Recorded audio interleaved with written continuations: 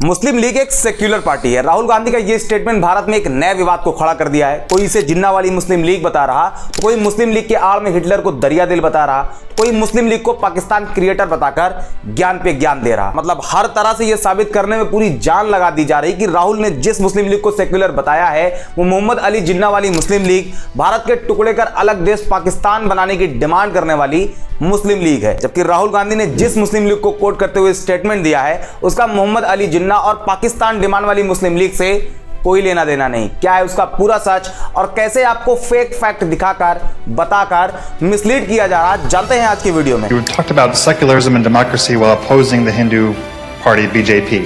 However, Congress in Kerala has been in alliance with the Muslim party. Muslim League is a completely secular party. Right. There's nothing non-secular about the Muslim League. Video शुरू करने से पहले एक request, अगर ये video आपको पसंद आती है तो हमें सब्सक्राइब जरूर करें, फॉलो करें। ये आपके लिए तो बिल्कुल फ्री है लेकिन हमारे लिए काफी हेल्पफुल होगा। अब बढ़ते हैं अपने टॉपिक की तरफ। कांग्रेस लीडर राहुल गांधी अमेरिका के दौरे पे गए। एक प्रेस कॉन्फ्रेंस के दौरान उनसे सवाल किया गया, क्या केरल में इंडियन यूनियन मुस्लिम लीग से कांग्रेस का अलायंस सेक्युलरिज्म के खिलाफ नहीं है? जिसके जवाब में राहुल गांधी ने कहा, मुस्लिम लीग के साथ सेक्युलरिज्म के खिलाफ जैसी कोई बात नहीं। मुझे लगता है कि जिस इंसान ने यह सवाल भेजा है उसने मुस्लिम लीग को ठीक से पढ़ा ही नहीं है। मुस्लिम लीग, सारा खेल इसी शब्द में फंसा हुआ है। लेकिन क्या वाकई राहुल गांधी ने पाकिस्तान बनाने वाली मुस्लिम लीग या फिर मोहम्मद अली जिन्ना वाली मुस्लिम लीग को सेक्युलर कहा है? इसका जवाब जानने की कोशिश करते हैं। भारत की कहानी में दो मुस्लिम लीग का नाम आता है। पहला है all India Muslim league AIML और दूसरी है इंडियन यूनियन मुस्लिम लीग IUML। AIML और IUML के झंडे भी अलग अलग हैं।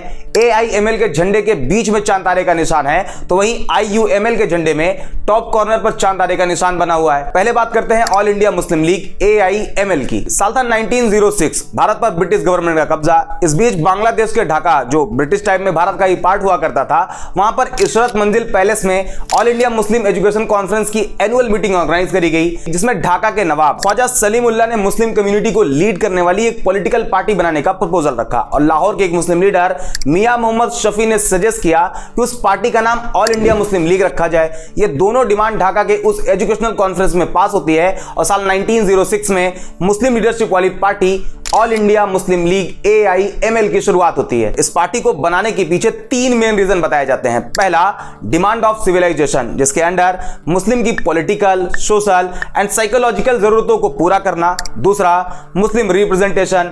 AIML के नेताओं की डिमांड थी कि मुस्लिम कम्युनिटी के हितों को, उनकी डिमांड को अच्छी तरह पॉलिटिकल लेवल पर रिप्रेजेंट कर सकें। And third, protection of Muslim identity. All India Muslim league formation का एक इंपॉर्टेंट ऑब्जेक्टिव यह था, protection and preservation of Muslim identity. Muslim league के नेताओं का मानना था कि मुस्लिम कम्युनिटी के हितों और उनकी पहचान को सिर्फ और सिर्फ मुस्लिम लीडर ही प्रोटेक्ट कर सकते हैं, उनकी डिमांड सुन सकते हैं, उनकी प्रॉब्लम को सॉल्व कर सकते हैं। इन तीनों पॉइंट के बेसिस पर ऑल इंडिया मुस्लिम लीग की शुरुआत हुई और AIML मुस्लिम लीडरशिप की एक स्ट्रॉन्ग पॉलिटिकल रिप्रेजेंटेटिव बन गई। सब अच्छे से चल रहा था। मुस्लिम लीग के नेता मोहम्मद अली जिन्ना, सिकंदर हयात खान, मौलाना अब्दुल कलाम आजाद जैसे लीडर भारत की आजादी की लड़ाई में भी शामिल थे। लेकिन प्रॉब्लम शुरू हुई 1930 के बाद। 1940 के दशक में all India Muslim league Bharat से अलग एक देश पाकिस्तान बनाने में अहम रोल प्ले करता है। हालांकि इससे पहले 1888 में ही सैयद अहमद खान ने कहा था, मान लीजिए कि अगर सभी अंग्रेज अपनी सभी आर्मी, अपनी सारी तोप,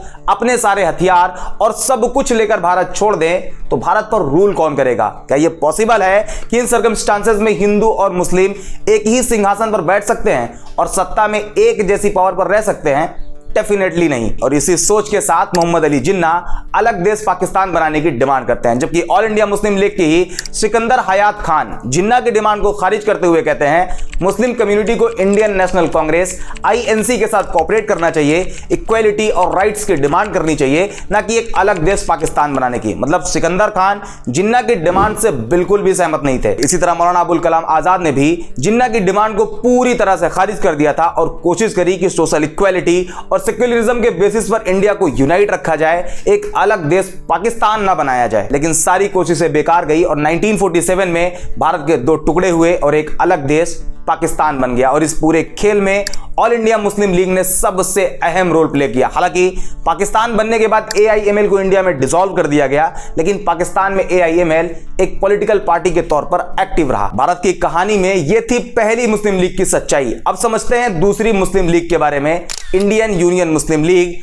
IUML। 1947 में पाकिस्तान के अलग होने के बाद पाकिस्तान के फेवर में रहने वाले मुस्लिम्स पाकिस्तान चले गए, लेकिन जो पाकिस्तान बनाने के फेवर में नहीं थे वो सब भारत में ही रहे। AIML डिसॉल्व हो चुकी थी। 1948 ये वो साल था जब एक बार फिर से मुस्लिम लीडरशिप वाली एक पॉलिटिकल पार्टी बनाई जाती है जिसे नाम दिया जाता है इंडियन यूनियन मुस्लिम लीग IUML। कॉन्सेप्ट था मुस्लिम कम्युनिटी के हितों को रिप्रेजेंट करना। 1951 में भारत का संविधान पारित किया जाता है और IUML को भी संवैधानिक पार्टी का दर्जा दिया जाता है। मतलब IUML कोई पाकिस्तान फेवरेबल पार्टी नहीं बल्कि भारत की एक पॉलिटिकल पार्टी है जो कि केरल स्टेट की मजबूत और इफेक्टिव पॉलिटिकल पार्टी के तौर पर जानी जाती है। केरल IUML का गढ़ माना जाता है। इसके अलावा तमिलनाडु, कर्नाटक, महाराष्ट्र में भी IUML प्रेजेंस में है। IUML minority rights, social justice, secularism जैसे पॉइंट की वकालत करती है। कम्युनल वायलेंस और मुसलमानों के साथ हो रहे भेदभाव के खिलाफ कैंपेन में शामिल होती है। बाकी मुस्लिम्स के एजुकेशन प्रॉब्लम, फाइनेंशियल प्रॉब्लम पर भी अपनी बात रखती है। ओवरऑल देखा जाए तो पार्टी की आइडियोलॉजी के हिसाब से उसके पास एक अच्छा खासा मुस्लिम वोट बैंक है। अब जाहिर सी बात है,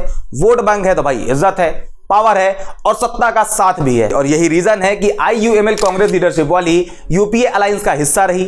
स्टेट गवर्नमेंट के साथ साथ सेंट्रल गवर्नमेंट में भी IUML को कई मिनिस्ट्रियल पोजीशन दी गई। पश्चिम बंगाल में IUML ने 1970 के दशक में विधानसभा सीटें जीती थी और AKA हसन उस्मान अजय मुखर्जी की बंगाल गवर्नमेंट में कैबिनेट मेंबर थे। IUML के लीडर केरला स्टेट में CM भी रह चुके हैं। एजुकेशन मिनिस्टर जैसे इंपॉर्टेंट पोर्टफोलियो में भी अपनी सेवाएं दे चुके हैं। यहां तक कि इंडियन यूनियन मुस्लिम लीग के लीडर E अहमद, जो कि 1991 से लेकर 2017 तक लगातार मेंबर ऑफ पार्लियामेंट रहे, उन्हें साल 2004 में अटल बिहारी वाजपेयी ने भारत को रिप्रेजेंट करने के लिए जिनेवा भेजा था। आपको जो ये सारे पॉइंट बता रहा, इसका मकसद सिर्फ इतना है कि राहुल गांधी ने जिस मुस्लिम लीग को कोट करते हुए सवाल का जवाब दिया है वो मुस्लिम लीग जिन्ना वाली ऑल इंडिया मुस्लिम लीग नहीं, जिसने भारत से अलग एक देश पाकिस्तान बनाने की डिमांड करी थी और बना भी लिया, बल्कि राहुल के स्टेटमेंट में जिस मुस्लिम लीग का जिक्र है वो इंडियन यूनियन मुस्लिम लीग IUML है। ऐसे में जो कोई जिन्ना की मुस्लिम लीग क्रिएटर ऑफ पाकिस्तान के नाम से राहुल के स्टेटमेंट को जोड़ा जा रहा, शो पे शो किए जा रहे हैं, वो आपको सिर्फ और सिर्फ मिसलीड किया जा रहा। सच ये है